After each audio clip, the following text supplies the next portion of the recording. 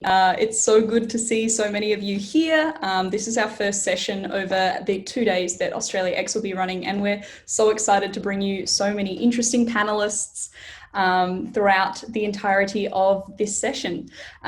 So again, welcome to AustraliaX 2020.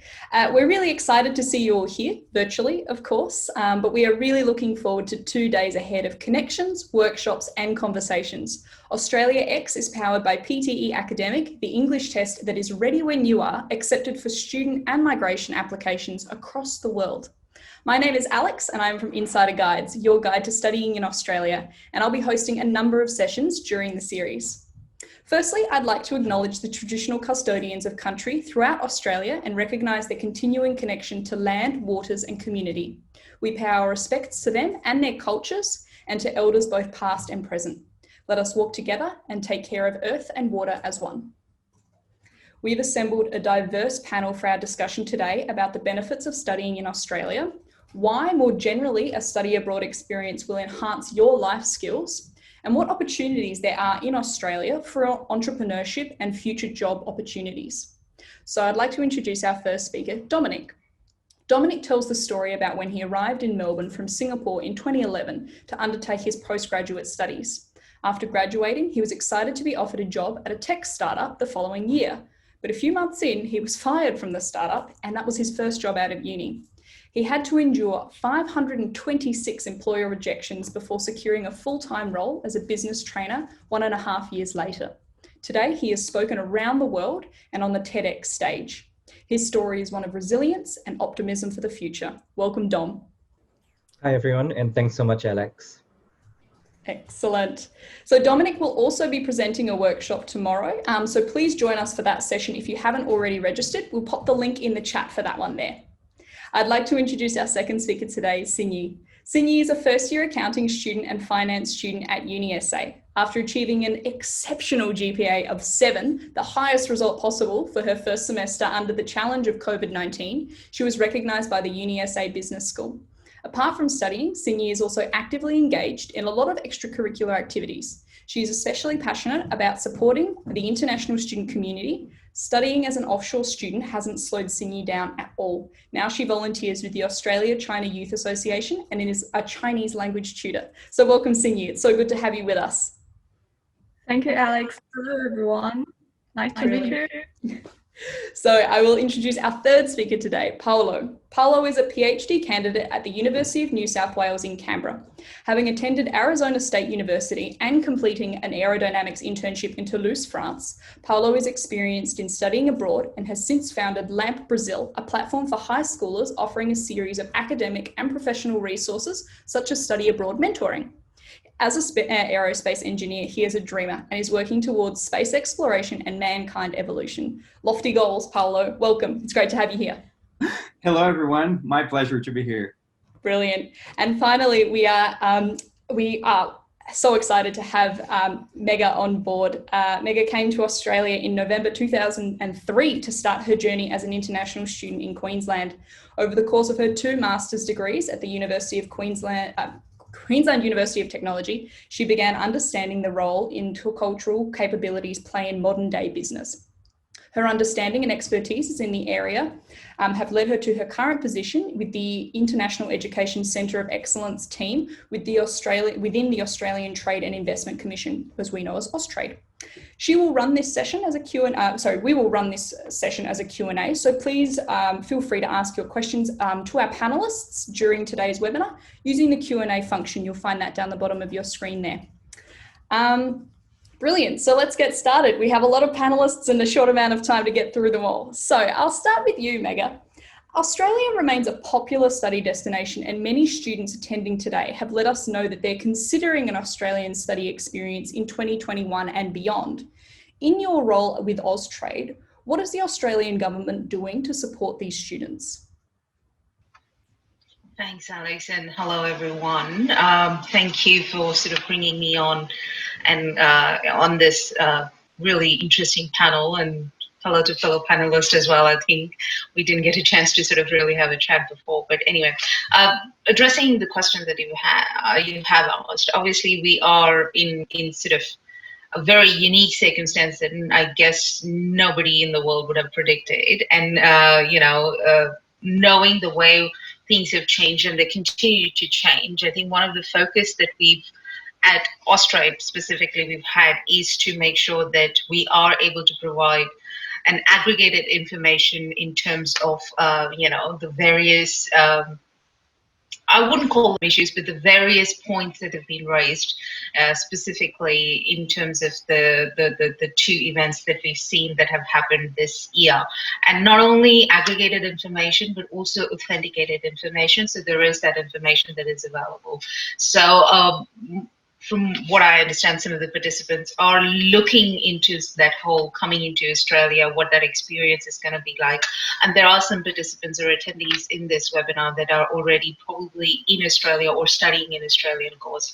So one of the main channels that I would definitely suggest for everyone to explore is our Study Australia website. And on that website, we have specific resources that are available that are addressing a lot of the information that a prospective student, or even a current student requires. And having been a student myself in what looks like a past life, I just feel that that's the information that you want to know in terms of where is it that you can study, what's the lifestyle, what are the living costs, what are the support services that are available. To give you an example, on that Study Australia website channel, just recently in the last few weeks, we've launched a functionality, the course search functionality, which you would find on the homepage itself.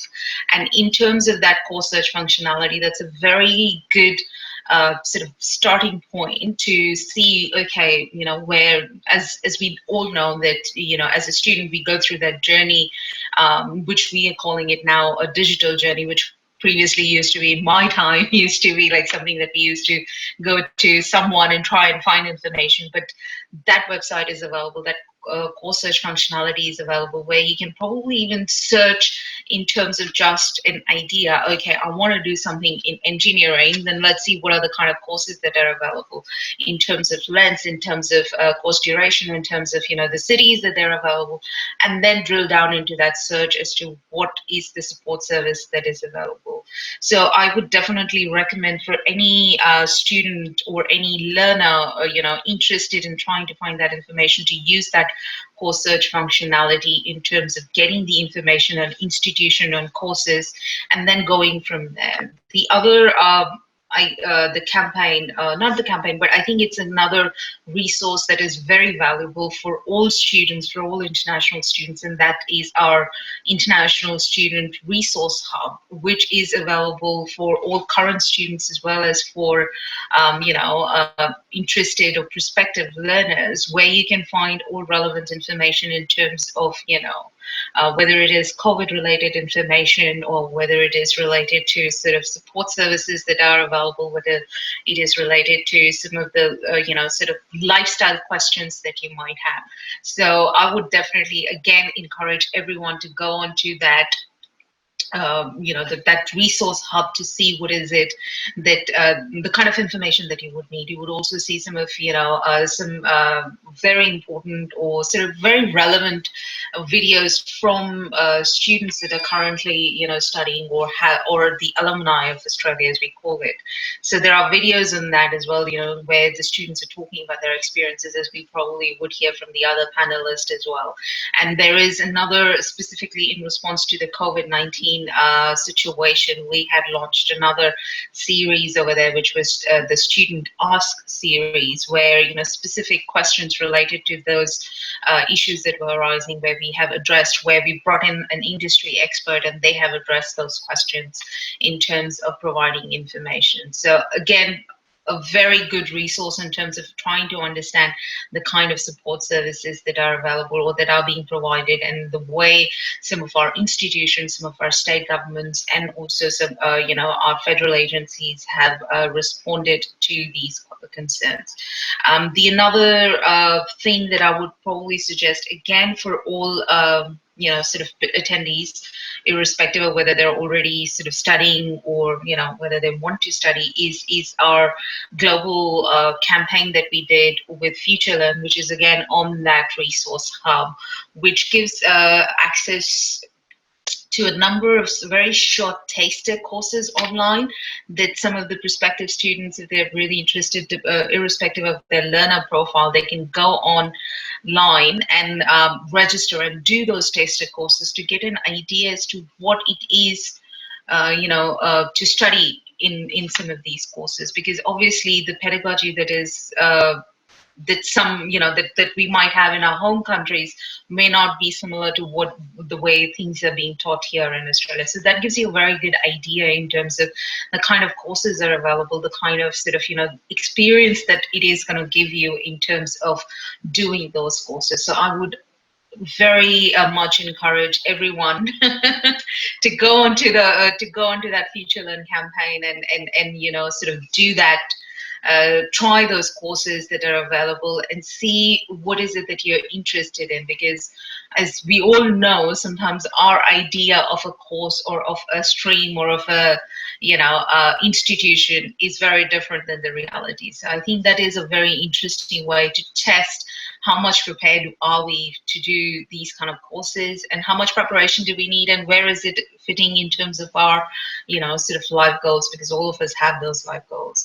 And another probably once people are going to go onto that resource hub, they will see something on our onshore student sentiment tracker as well. That is a way for us to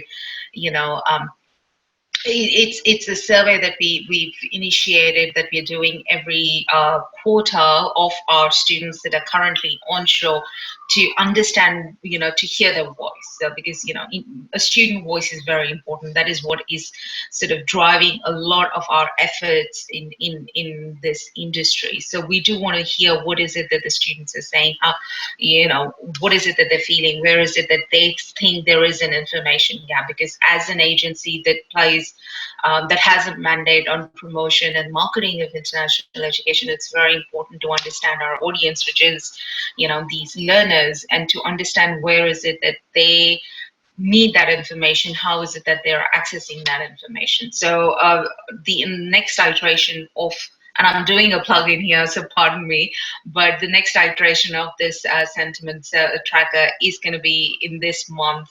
We're hoping in the next week and a half or so. So I would definitely encourage any student, onshore student that is currently sort of attending this webinar, to participate in this particular sentiment survey and tell us what is it that you're feeling. Because if you don't participate, we really don't know how you're feeling, and it's important for us to know what is it that you think, how is it that you think that the industry is going or the institutions are responding.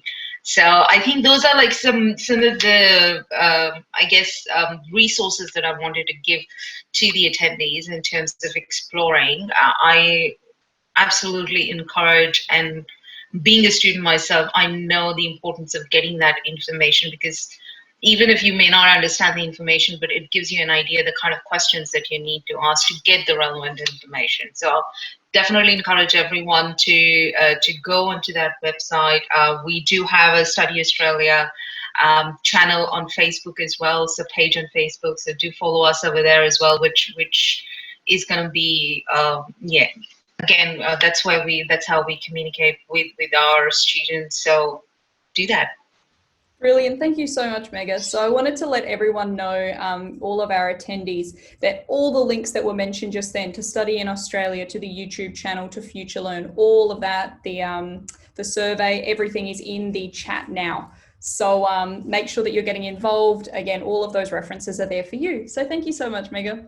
So we'll now move on to Dom. So Dominic, can you tell us a little bit more about your student journey and how a global outlook has shaped your experiences? Beautiful, and I think that's a great question, Alex. So let me just share with us all a short bit of my story as to how I ended up in Australia. So when I was doing my Bachelor's of Mechanical Engineering back in Singapore, I actually had the chance to go to France for an internship. And I'm sure, Paolo, you can relate to that because I was looking through some of your notes. So I went for the interview. I did my paperwork. Everything was fine. But before I had to sign on the dotted line or finalize the agreement and all that, I decided to pull out because it's a scary place to me. I haven't been to Europe before. I don't speak their language. So there was so much hesitation and reservations that I eventually withdrew from the program and didn't do anything about it. So how has that impacted my life? Nothing much has changed because the opportunity is lost. So fast forward a few years from that moment, when I finished my engineering degree in Singapore, my friends and I, we actually spent 1 week in Melbourne and 1 week in Sydney for our graduation holiday. So when I was in Melbourne, I fell in love with the place, and I just felt that I needed to come back and to explore maybe postgrad studies. So I had a chat with my parents, and they were actually really supportive about it. And I knew that at that point of time, because think about this, not opportunities come and go, and you want to seize opportunities when they're right there before you, because you don't want to end up in the situation whereby once you are like 70, 80 or 90 years old down the road, sitting on your rocking chair, looking back at your life and looking back at a point where you have that golden opportunity and you wish you had taken action on that. So by then it's a bit too late. So I just thought to myself, you know what, it's now or never. If I really felt so homesick, I could still go back to Singapore, and I could still go back there and spend time with my friends, my family, and to work there. But the window of opportunity to come to Australia to work and to study, it's limited. So I decided to go for it.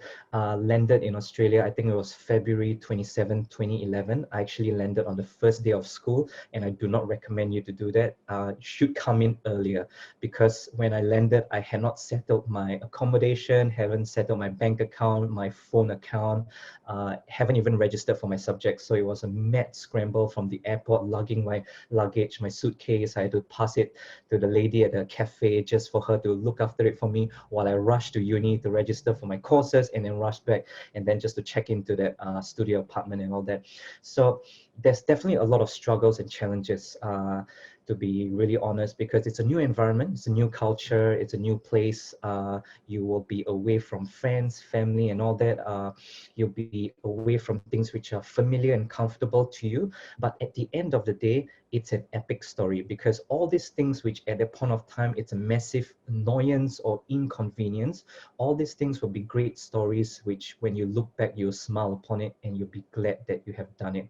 So I wouldn't be here if I didn't board that plane to Melbourne. I wouldn't be having this conversation with you. I wouldn't even have the amount of courage and the boldness to travel around the world to speak, and also even on the TEDx stage and all that. So whatever you do right now will have actually, there will be ripple effects. There will be a profound effect to the world around you, because for the fact that I just took that little step of faith into the unknown actually grew me as a person, and today I'm able to speak to thousands of people just to empower them to become the best versions of themselves. So if you're actually sitting on the fence thinking about whether you should do it or not, and if there are certain hesitations or reservations, if it's a money issue, see if you can get a loan or look at scholarships or student grants. There's so much resources out there. If you need help with accommodation or visas or what institutions to register with, there's so many agents, and I'm sure Insider Guides, Pearson and all that, they have lots of resources, which I wish I had at a point of time. So there's a lot of support, a lot of guidance, and if you do come, you'll be in very good hands. Thank you so much, Dominic. And that's just such a wonderful message that you're sharing as well. So we've linked to Dom's brilliant TEDx talk. You can find the link to that in the chat as well. And then we've also linked to Dom's website as well, so you can see all the work that he's doing. So thank you so much for being with us today. Thanks, Alex. So Sinyi, you're joining us today from your home in China, but you're studying at the University of South Australia. How have your plans changed since the start of COVID this year, just as you were preparing to come to Australia?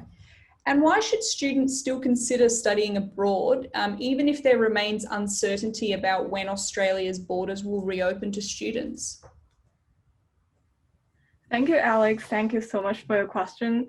And actually, COVID crushed everything, including my plan of studying in Australia at the beginning of this year. But I didn't know whether I could come to Australia now and when I could come. But luckily, my university has provided an alternative option of studying externally, and now I can commence my study. And I can also connect with my friends through online webinars and workshops like this. And I have been made some new friends and get engaged with the local community through all these webinars. And actually, I'm now volunteering in an organization called Australia and China Youth Association. And I'm a partnership officer and a Chinese language class tutor in it. And I really enjoyed myself through all these volunteer roles. And as for the challenge, I think even though now the borders still not open, I think I just want to quote from the president of US, Roosevelt: the only thing we have to fear is fear itself. So although we face a great crisis now, but like so many crises we have conquered before, I'm sure we should believe that everything will go back to normal finally. And think about the phenomenon in the stock market. Confidence can quickly erode, but it can also quickly emerge. And we still have so many reasons to expect the V-shaped or maybe U-shaped recovery, considering the launch of the vaccine will be sooner or later.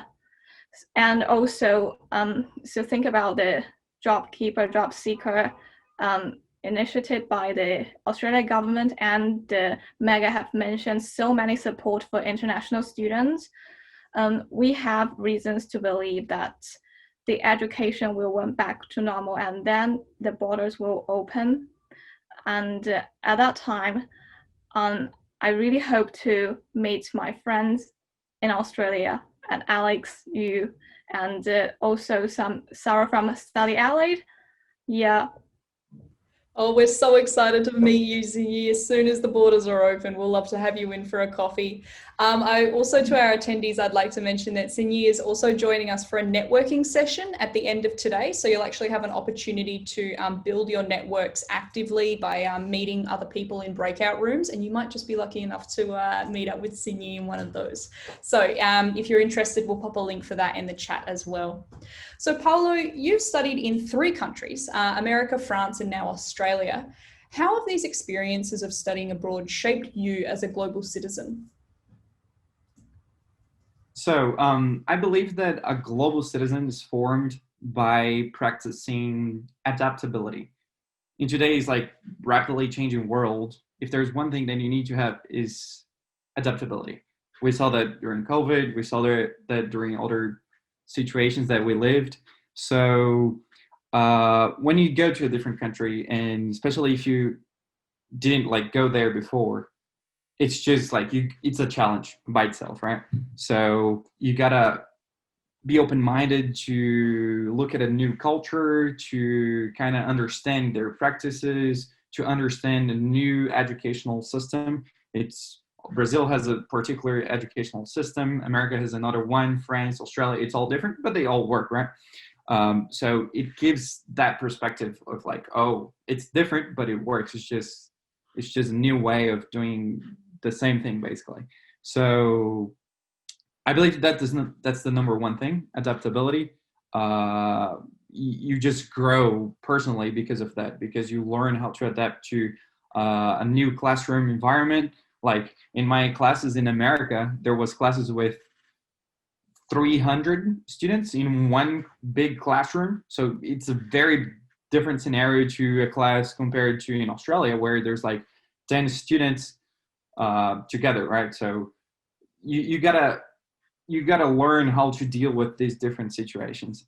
And when I was applying to study in America, I basically Googled everything. And I think that Google is a great resource, and it's highly underused.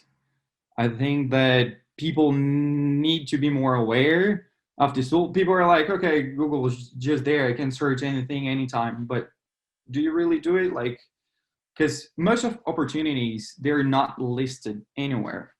So sometimes you got to directly contact someone from an institution and figure out these things, right? Because when I was in America, it was pretty hard for me to get an internship there as a Brazilian, because within the aerospace engineering world in America, you got to be an American citizen. Otherwise, it's hard to get a job there or whatever. So when I was looking to go to France, I just applied basically online, and I was searching for these opportunities by contacting professors manually, like one by one, and then everything worked out from there. The same thing happened for my PhD here in Australia. Like, there wasn't this opportunity listed in a place. I was just like, okay, let me mail this guy from this university. Let me chat to him, and yeah, it worked out from there. So if there's one message that I can pass to students, is to use Google and email people, even if you don't know them. Add them on LinkedIn, invite for a chat, ask how are their experience in that place, because that's first gonna like create your network. You're gonna build your connection from there, but also you can find opportunities, hidden opportunities that are not listed anywhere. That's brilliant. Thank you so much, Paolo. We really love that kind of entrepreneurial spirit, and a lot of the international students that we speak to kind of, embody that. And I love that, the underutilization of Google. Excellent. So my second question for you, Paolo, is that you have founded Lint Brazil. Can you tell us more about that and why you want to mentor students to consider a study abroad experience? So you've mentioned that kind of idea of adaptability. And also, what message are you sharing with these students who want to study abroad? So Lint Brazil is an organization in Brazil right now that focuses on preparing students to study abroad. And I created this because I came from like a farm in Brazilian countryside, and I've been through a couple countries, just like going to internships, study abroad programs, and like, you don't need to be rich for that, because there's heaps of resources, there's heaps of scholarships, and like, you just need to know the opportunity. You just need to know that that opportunity exists, and then you can find your pathway to there. So I created this organization to support these Brazilian high schoolers just like me, that 5 years ago I was trying to find what I should do to go to America for my undergrad. And there's a lot of information online, and especially nowadays, it's becoming more and more popular to have free information online. But I created this organization to consolidate all this information, all these opportunities in one place, so that students can refer to. And yeah, I believe that if I had that back then in my times, that would be amazing for me. But it was great that I practiced my resilience. I heard a lot of no's, just like Dom said. It's pretty hard when you apply for jobs and all that. I got like 210 no's. He got like 500. But you got to work on that. So yeah. So my message that I'm trying to pass to these students is exactly this. Like, nowadays we have all these resources compared to the 80s, 90s. It was super hard to, get an opportunity abroad. But nowadays we have so many things online. Instagram, by the way, is a great tool if used properly. Personally, I use Instagram. It's almost like an NBA for me, because I follow certain channels, and then I consume a certain type of content that empowers me. So yeah. Excellent. Thank you. World. Yeah, that's brilliant. So someone was actually asking the name of, it's Lint Brazil. So we'll pop the name of that in the chat and links to all of that as well, if anyone is interested in seeing kind of what you've built, essentially. Awesome. So to all of but hopefully I'll reach the global level one day. So to all of our attendees today, you have now had an opportunity to hear from all of our panelists and all of their diverse stories and their kind of specialty, the areas that they're coming from, you know, networking, resilience, entrepreneurship, all of that. So if you have any questions at all for any of our panelists, please direct those to the Q&A down the bottom of your screen, and we'll try and get to those at the end of today's session. So another question here for Sinyi. So Sinyi, how have you connected with new friends and professional networks from afar? Yeah, how have you done that? Because you've built such a diverse network, you know, you've reached out to so many of us. How are you doing that from your home? Yeah, actually, I'm doing everything online now. So I registered for a lot of webinars. So I recommend you guys just start from your uni, because trust me, there are a lot of resources you can use in your uni. There are a lot of employment webinars, academic workshops, and other clubs you can join. And for me, I attended 2 online industry webinars arranged by UniSA Alumni Network. And I also participated in the Executive in Residence program in UniSA Business. And through this program, I got in contact with industry professionals, and I learned some industry knowledge from there. And I also attended the UniSA clubs like Women STEM, and it can expand my network, and we chat a lot of things there.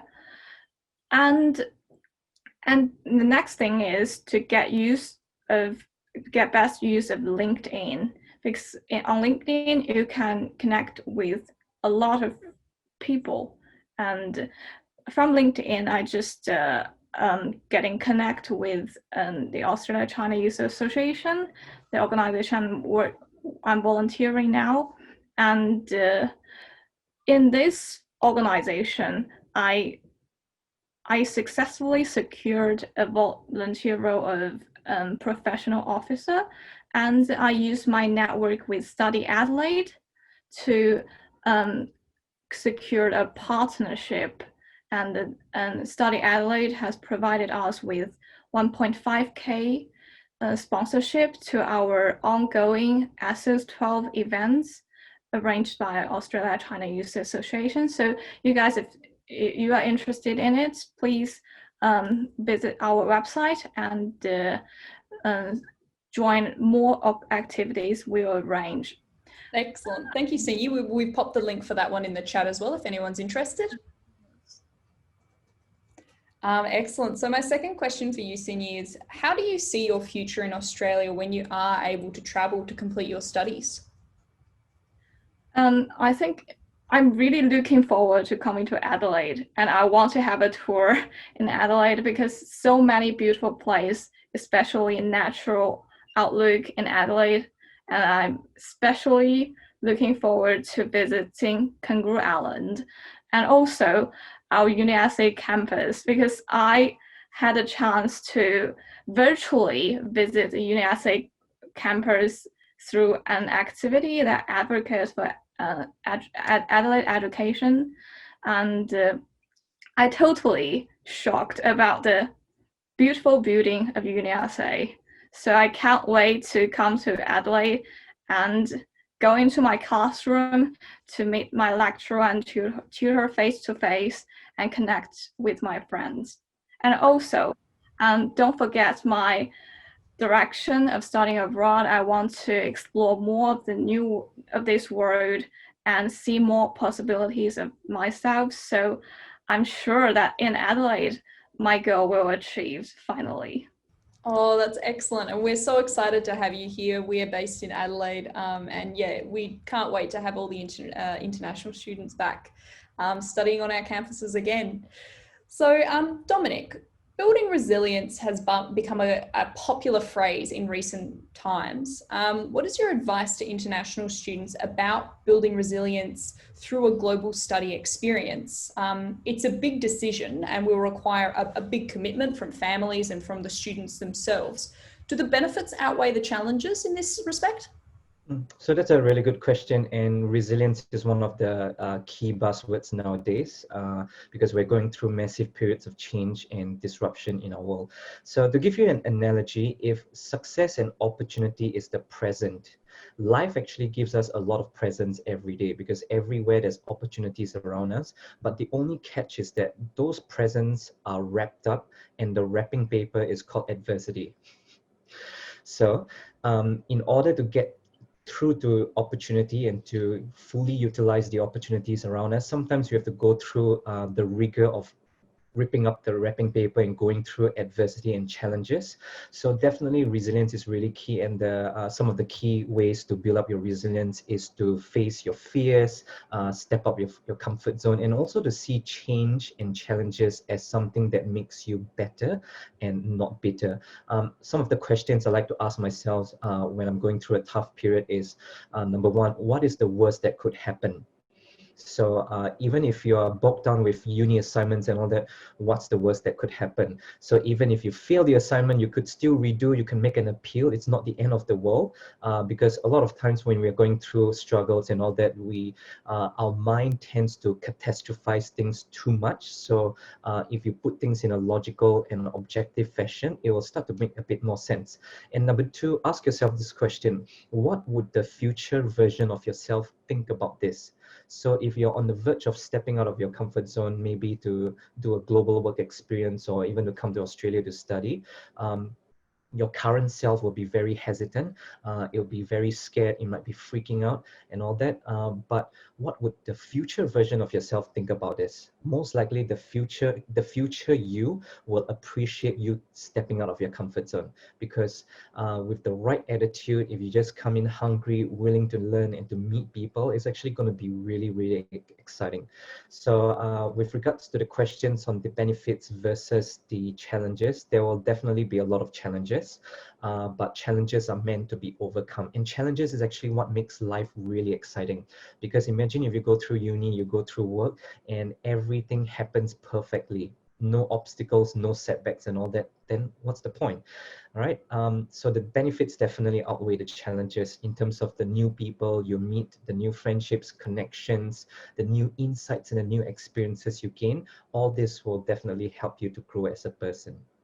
Excellent. Thank you, Dom. And as you said, building resilience and that idea of resilience definitely is a buzzword, particularly around COVID-19 and overcoming those challenges. But I think you've synthesized it really nicely. And, it's not just a buzzword, there's actually a lot more to it. And it's a lot more about your personal growth and taking that forward than just, kind of taking it as face value, essentially. So thank you for that. So Paulo, you completed an internship in France. What drew you to do this in another country, and how has studying overseas helped your career? So I was in the middle of my undergrad program in America, and then I was looking for opportunities pretty much all over the place, like France, Italy, UAE, Japan, even Australia, everywhere. And then I got accepted to opportunity here in Australia and one opportunity in France. But then in France, I didn't need a visa to go there for a short period of time. So I ended up going there. And it was great because at first it was like when I went to America, I was thinking of America all the time. But then when I finally opened my eyes to other countries, that gave me a better global perspective, especially in the job opportunities that I have in the aerospace engineering world. And I was very lucky to go to Toulouse, which is the European heart of aeronautics. Airbus, one of the biggest aircraft manufacturers, is based there. So that really changed my perspective because I hadn't been to Europe before. And when you travel, magic happens, right? When you travel, you figure out what's out there that is different, and then you can compare with your previous experiences. And that helped a lot my career because that basically taught me to learn how to learn and to adapt myself and be able to constantly change what I think of the world, what I think of certain skills, how I can develop transferable skills and apply in other areas. I was actually able to, when in France, I was working as an aerospace intern, right, working with engines and all that. And then 1 year later, basically, I went to work in Brazilian investment bank as a banker. So although I'm an aerospace engineer, I was able to transfer those skills to the bank, and I worked with data analysis and things like that there. And that's what really matters nowadays, because if you think about it, jobs are constantly being created and destroyed.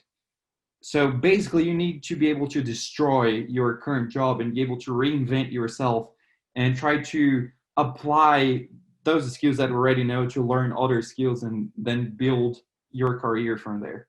I think that's very important.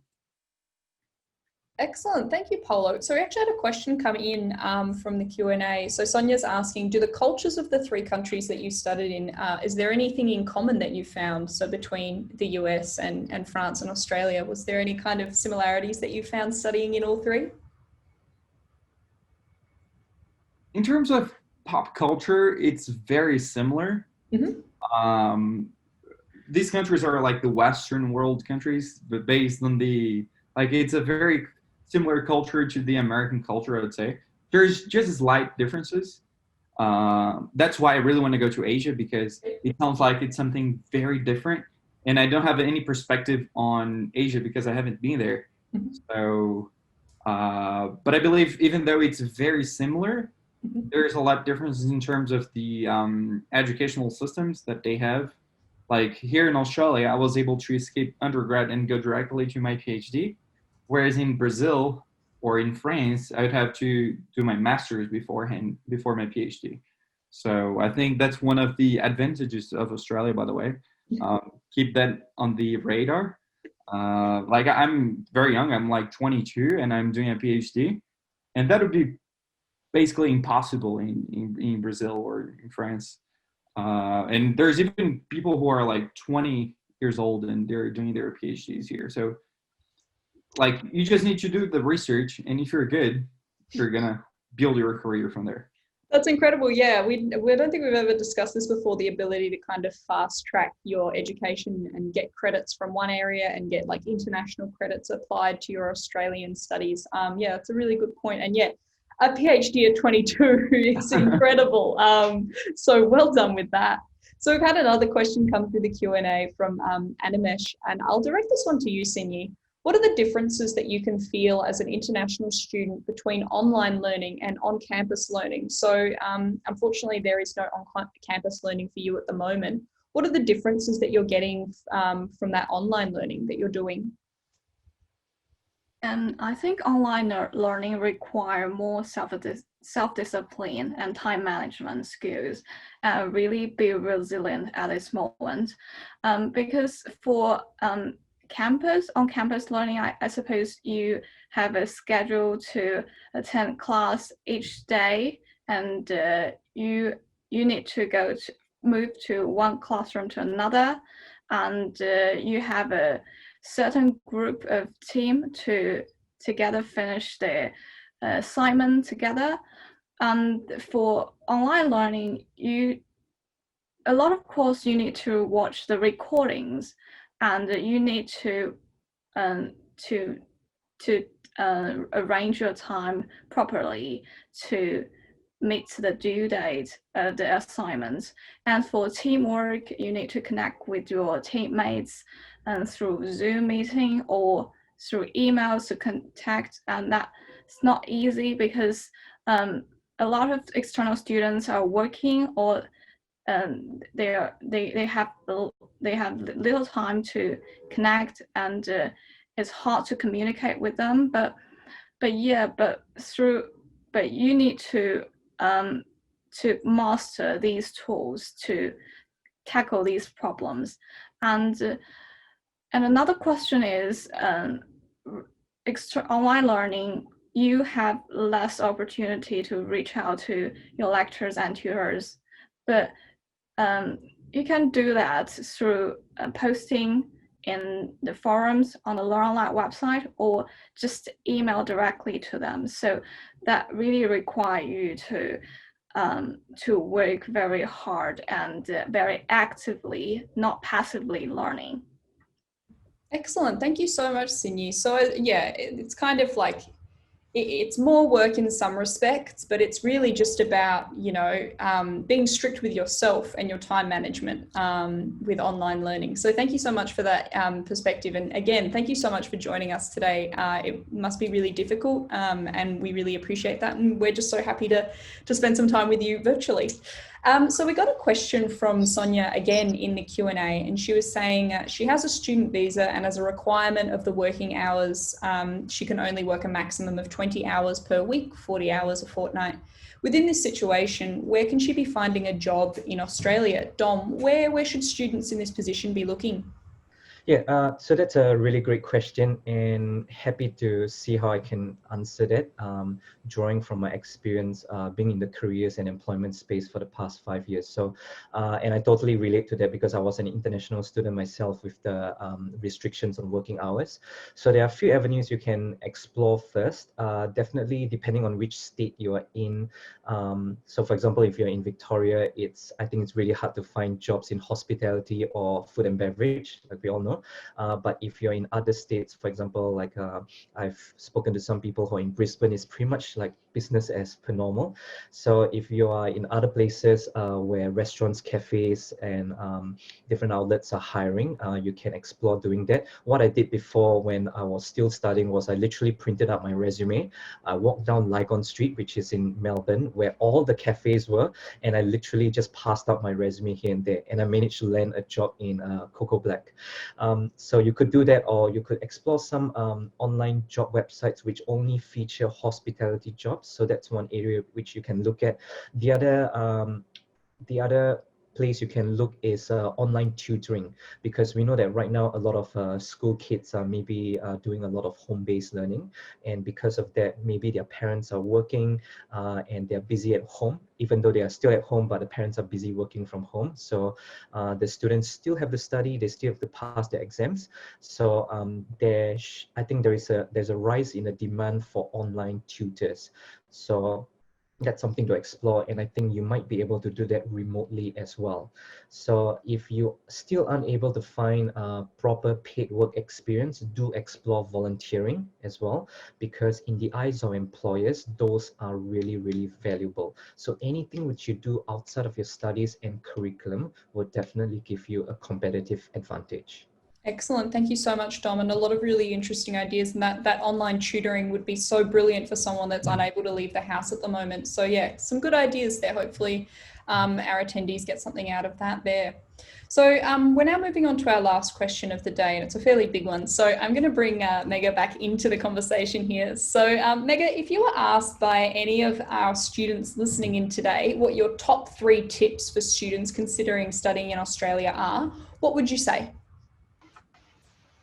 Wow, Alex, what a conversation. I know I've been in the background and listening and everything, but yeah, it was just reminding me of my own days of being a student. So a really nice sort of nostalgic trip that I had, where I was just like, yeah, I did that. Yeah, Paolo, I agree with that.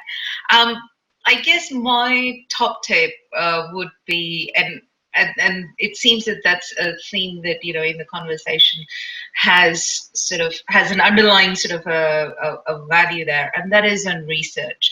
You need to research, whether it is your course, whether it is your lifestyle, whether it is your the support services that are available.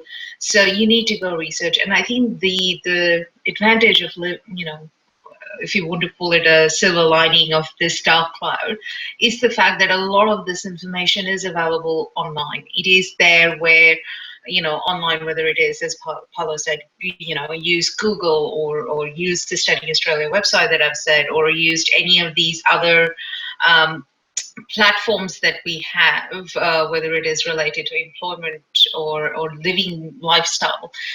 Do that research, because that is going to give you a very good idea as to some of the things that are available, and some of it is also going to clarify some of your expectations, because I think that's where a lot of the discrepancy or gap happens in terms of the expectation and the reality.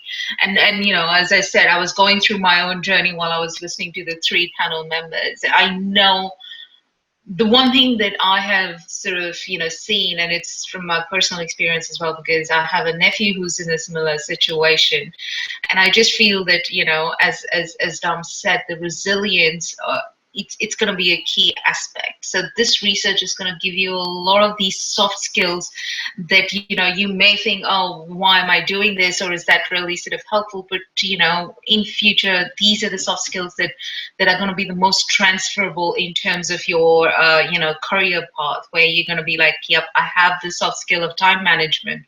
When you're doing an online course in a different time zone, that's the soft skill that you're learning. So, find out these key learnings in all these situations that you're going to be in the future. So for me, I think it is definitely the top tip is research in your course, research on the support services that are available, research on the living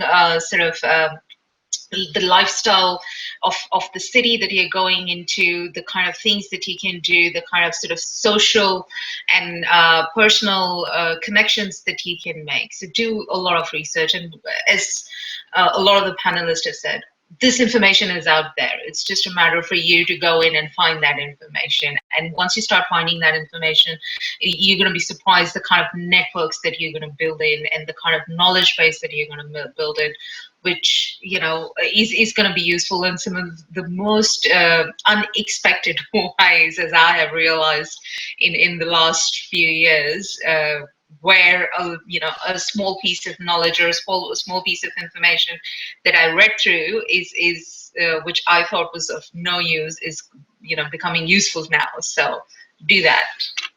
Excellent. Thank you so much, Mega. So same question, Paolo, if you were asked by any of the students listening in, what would be your top tip for students considering studying in Australia? So following what Mega was saying, I think Googling everything before asking a particular question is great, because either you're going to find an answer or you're going to come up with a better question. Second, I'd say don't be afraid to contact people that you don't know. Just present, introduce yourself, and try to create these relationships. And remind that networking is not about creating connections with professionals. And I think networking is about like a give and take relationship. I think it's about a mutual benefit relationship. Like here at UNSW Canberra, we have partnerships with Americans, with people from Germany, but everybody contributes. So that's what networking is. The third tip is following with what someone has said, just don't be afraid of volunteering, because sometimes people are like, oh, people volunteer just to look good on their resumes and all that. I don't think so. Like, I volunteered in the past and I still volunteer nowadays, and it's not for my resume. Like, I include other stuff in my resume other than my volunteering activities.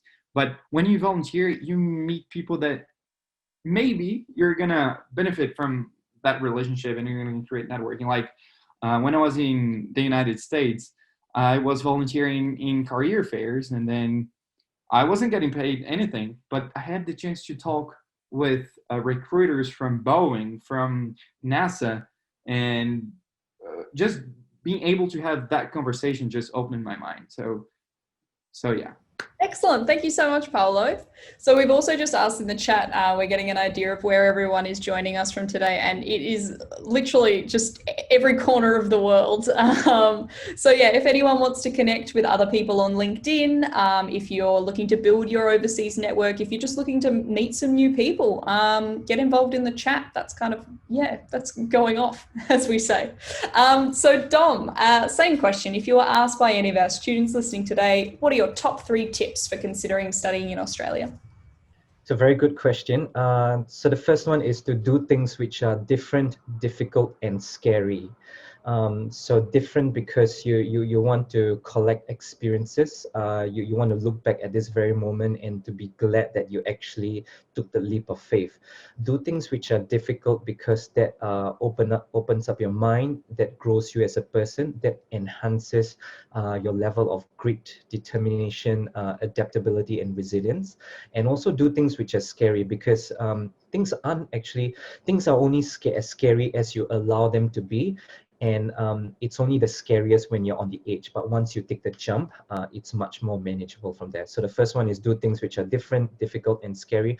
Number two, like mentioned before, is to start collecting experiences. So some people like to collect different gadgets. Some people like to collect clothes, accessories, and all that. But the best thing you can collect in life is actually experiences, because possessions, they're pretty much temporal and all that, but experiences, they stay with you for the rest of your life. And number three is to enjoy the process. So whether it's tough or difficult, hold your friends and your loved ones close, because actually all this moment is actually going to be a very memorable time. We're going to look back at this moment, and we're going to be very appreciative of what we have. So even though we're going through very interesting times right now, just brace yourself, hold people close, do what you can with what you have, and continue to be optimistic and opportunistic. Excellent. Thank you so much, Dom. And finally, the last question again to Sinyi. What would be your top 3 tips for students considering studying in Australia? Oh, thank you. I love all the 3 panels have shared, and I just have this safe feeling out of them. But I like to say that firstly, you need to know your direction. You need to know exactly what you want. And secondly, you need to prepare yourself for that. You need to do research, as Megan has mentioned. And lastly, is if you meet challenges like what we have suffered now, if you meet a challenge, don't be afraid, be brave, and be resilient and be positive. And that's the most important. And enjoy the process, whether the result is good or bad, just like Domi has mentioned. Excellent. Yeah, thank you so much, Sinyi. Lots of tips there, and lots of different tips to kind of get yourself motivated, and as Sinyi just finished on, get positive about, studying and moving forward. Times are tough now, but that doesn't mean they're going to be tough forever. And it's all about what we do to kind of prepare ourselves for what's next.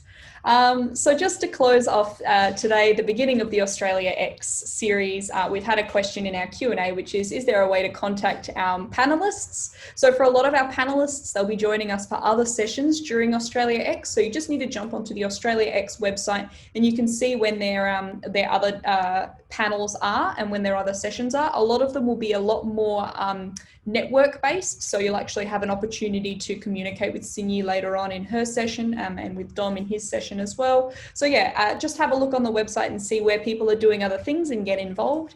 Otherwise, LinkedIn, we always promote LinkedIn, is an excellent way to get in touch with people and start building that network. So you can reach out to any of our panelists there on LinkedIn, and I'm sure they'd be happy to have a chat to you about anything that you have to ask about studying in Australia. So again, from us, I want to extend an enormous thank you to everyone that joined us for the very first session of AustraliaX 2020, and to all of our panelists. Thank you so much for joining us, all corners of Australia, all corners of the world. It's been wonderful to have you all here with us, and we'll see you in later sessions of AustraliaX. We'll see you next time. Thanks, Alex. Thanks, everyone. Bye, everyone. Thanks, Mega. Bye.